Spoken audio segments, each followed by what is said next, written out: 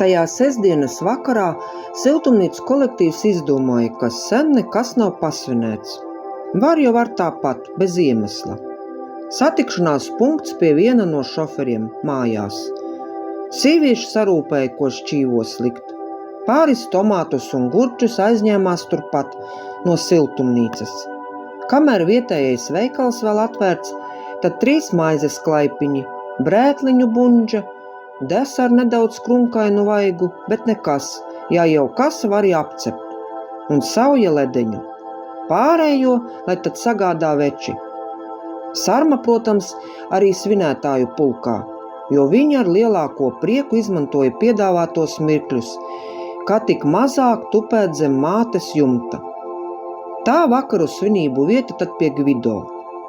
Vīrietis jau krietnā pusmūžā, dzīvo viens, sieva aizgājusi pie cita, bērni, tikai dēls, dzīvo dzimtās zemītes vai otrā galā, šad tad atbrauc ciemos. Dēls vēl vecpuisī.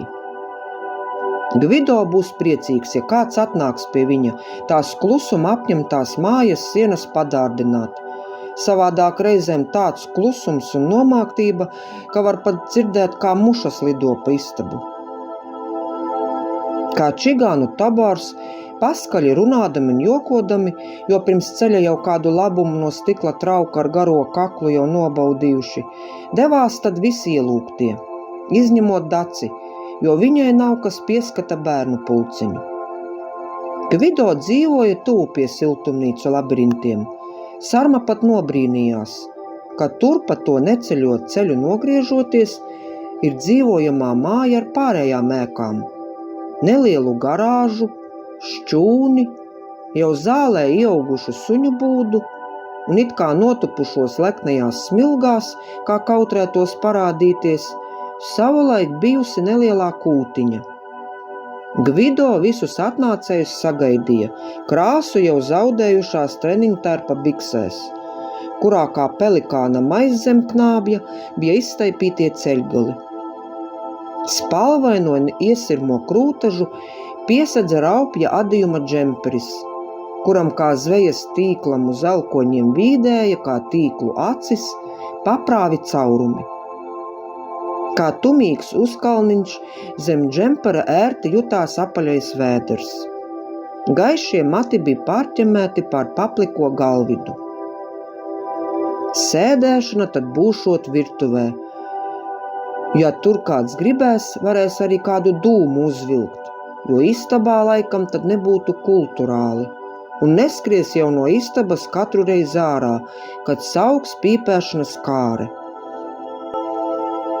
Virtuvē bija gāzes plīts, kura tik tā labi piepūloties, varēja atminēties, kāda tā izskatījās, kad bija jauna un bija roka, kas šo jaunības tīrību uzturēja. Uz tās virsmas un visvairāk ap riņķiem stāvēja kā biezs slānis, visi tie ēdiena, eļļas paliekas, kuras kā sporta olimpiādē, sadavušies rokās, tad veidoja to nepatīkamo skatu un krāsu. Loks, kurš kalpoja mušām un pārējiem knišļiem, kur izstaipīt kājas. Kalpoja arī kā trase, pa kuru čāpot šurpu turpu, un pa brīdim atstāt uz stiklainās virsmas savas pēdas pēc vēdera izejas. Kā neizteiksmīgas izskalotas jūras zāles karājās aizskari. Plīts ar padrupušu ķieģeļu muti.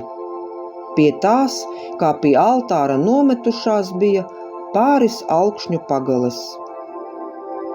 Galds, kurš tāpat kā sarmītes mājā, bija kā nevajadzīgu mantu postenis.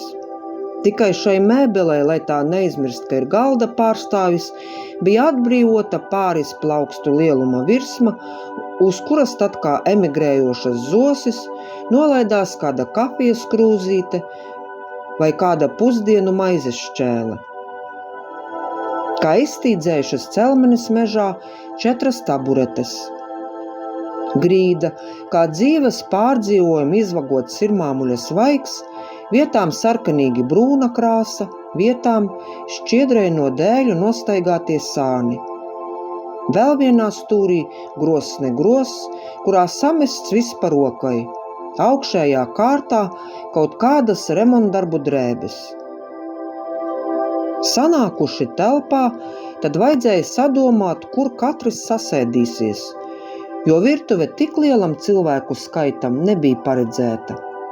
Dāmas, protams, uz tām saucamajām celmenēm, taburetēm.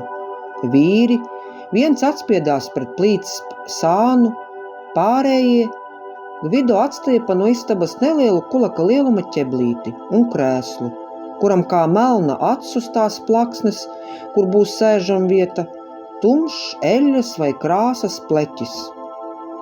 To šī vakara saimnieks ātri novērsa, uzsviežot avīzi virsū. Varētu tā kā svinību necilo mielastu likt galdā, bet mazais brīvais galda laukumiņš gaužām niecīgs tādam nodomam. Gvido, kā saprastams, ko nu varēja pabīdīja pa galdu ar roku tālāk, ko nolasīja kā ogas no jāņogu krūma un nolika turpat uz plīts. Sameklēja šķīvus, kurus tāpat pārbraucīja roku, it kā tādā veidā nodrošināt to tīrību. Kādu putekli jau varbūt patrenkāja no to virsmām, bet pārējie palika turpat. Sagrieza maizi, atvēra brētliņu buņģu. Otrs, it kā tīrais šķīvis, turēja tomātu un gurķu ripas un ripiņas. Gvido no savas puses atnesa augstās gaļas nelielu bļodiņu un pusizēstu sinepļu burciņu. Tad pie gaļas frakcijas pievienojās tā sakrunkotā vaiga desa, kuru tad viena no sievām prasmīgi sagrieza. Savu uznācienu sagaidīja arī viens no stikla traukiem ar garo kaklu. Gar šķīviem sarindojās, kā ar pavērtām mutēm, dažāda lieluma un izskata glāzītes, kur ar garāku kājiņu, kur ar īsāku, kurai zelta maliņa, kurai jāiztiek bez tās. Pirmais tosts, savieptās sejas, un pa vienam vien pavērtajās mutēs pazuda gan pa kādai tomāta, gurķa vai desas ripiņai. Lai viss tā romantiskāk, lai miglātīts, tad savu darbu, piepildīt telpu ar dūmiem, sāka daudzās cigaretes. Gvido jau ar iesārtiem vaigiem birdināja pa kādam divdomīgam jokam. Sievas aizgūtnēm smējās, vai tāpēc, ka izteiktais joks asprātīgs, vai tikai tāpēc, ka smējās citi. Pārunāja arī darba lietas. Katrs izteica savu sasāpējušos tēmu, viedokli, kur un kā nepareizi dara priekšniecība. Sarma pie galda, atspiedusies pret sienu, vēroja sanākušos. Viņas acis vairāk piesaistīja tie, kuri bija biksēs. Māju saimnieks Gvido. Nē, tas par vecu, ko no tāda? Pēc darba gan jau kājas augšpēdu, labi avīze rokā, un cits nekas neinteresē. Bet es tak vēl esmu jauna. Otrs, vēl viens šoferis, Ģima. Tas atkrīt, tikko precējies. Būs grūti novērst viņa skatu no tikko jaunajiem sievas brunčiem. Tas, kurš pie plīts atspiedies, pat viņa vārds vēl īsti nav zināms, bet pēc skata nebūs. Jo ierīžiem mati un bārda, tas vērotāju atcita kā elektrību. Sarmu tāda tipa vīrieši neuzrunāja. Ja šis būtu pēdējais uz pasaules, tad var būt. Šo mednieces skatu viņa raidīja, jo bija jāsameklē kāds, pie kura varētu apmesties uz īsāku vai garāku kopdzīvi. Pie mātes nevairs spēks un gribēšana, jo iedomājoties, ka atlikušie gadi ar viņu zem viena jumta, oi nē, paldies! Visi jau manām iesiluši, zaceņu šķīvi jau pustukši, un savu uznācienu jau sagaidījis nākamais stikla trauks ar garo kaklu. Pievakarē Gvido pagalmā ieripojas zils žigulis. Sētas saimnieks iekāries logā, ar paduļtajām acīm mēģināja saskatīt, kas ir atbraucējs. No mašīnas izkāpa vīrietis labākajos gados, eleganti ģērbies, zilā uzvalkā, gaiši zilā kreklā, melnas nopulētas kurpes, kuras kā strazdi pavasara saulē zaigo.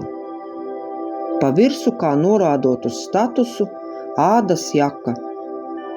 Jau rietošā saule paspēja iemest pēdējos starus skaistā rokas pulkstenī. Vīrietis virzījās uz durvju pusi, nesot rokās palielu somu.